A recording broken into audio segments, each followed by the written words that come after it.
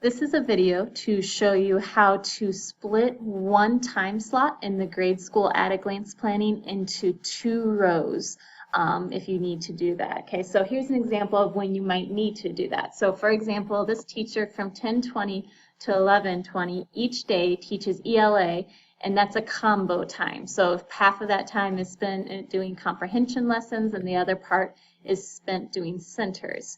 So when this teacher goes to plan, they'll ideally have for each day what the comprehension lesson is, but they also might have notes on their centers, what the centers will be, what they want to do during the centers, something along those lines. Okay.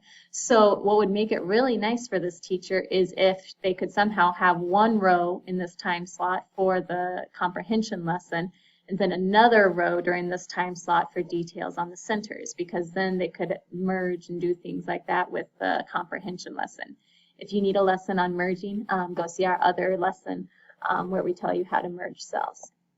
So if I want to split this into rows, here is what I'm going to do.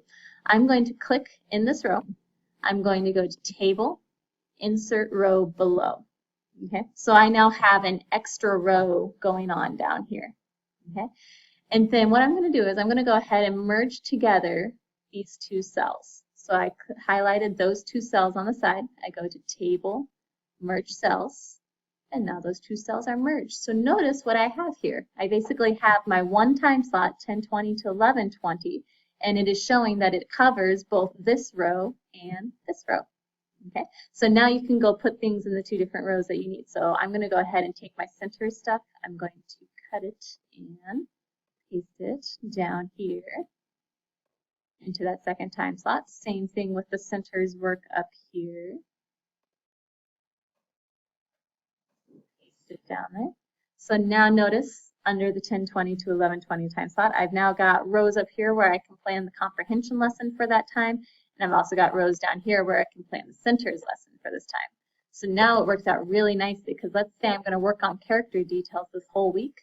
I can just highlight all of those rows there, click on Table, Merge Cells, and ta-da. Okay, so and I can take away spaces so it doesn't look so weird. So now you can see that this whole week during this ELA time, I'm working on character details, and then each day I might have individual plans with centers. So that is how to create two rows for one time slot in the grade school at-a-glance plan.